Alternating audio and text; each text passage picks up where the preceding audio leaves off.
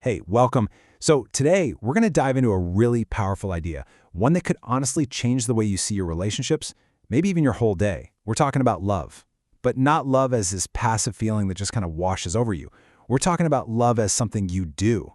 And we're going to be drawing on some pretty timeless wisdom from 1 Corinthians 13 to explore how love is really a series of choices, of deliberate actions. So let's just start with the big question, right? Is love something that just happens to us, or is it something we actively choose to do?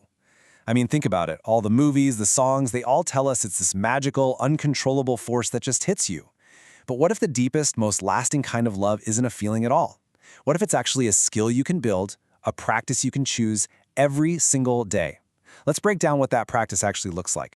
All right, so where do we begin? Well, this framework starts with two foundational pillars.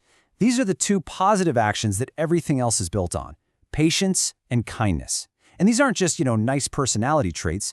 The text actually presents them as the very first actions of love. They're the starting point. First up, patience. The original text uses a phrase that means something like long-suffering, which is way more intense than just not tapping your foot while you wait in line. It's about consciously creating the stable, calm space for other people.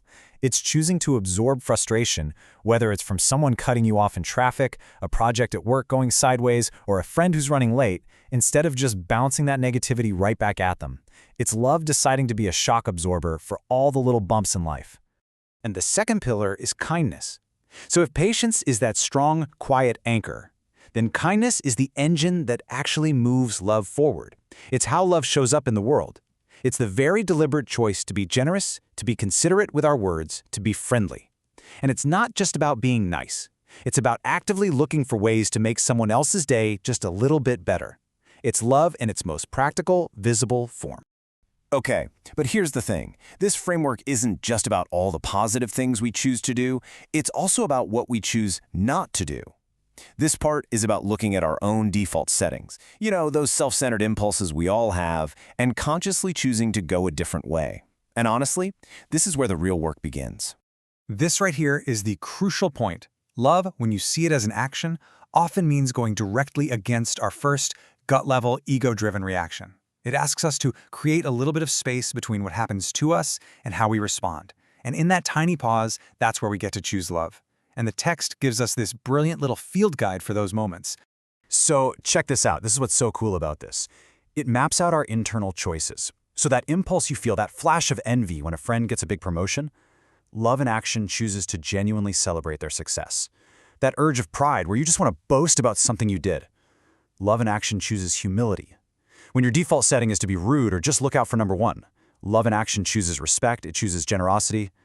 And that feeling of pure irritability or the temptation to hold on to a grudge, love in action just takes a breath. It chooses to let it go.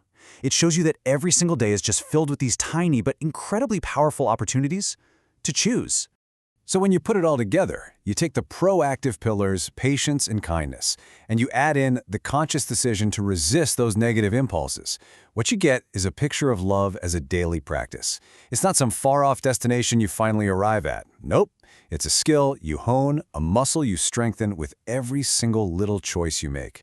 So, how do we even start? I know, it can feel like a lot, but the first step is actually incredibly simple. Just pick one action from this guide. Seriously, just one.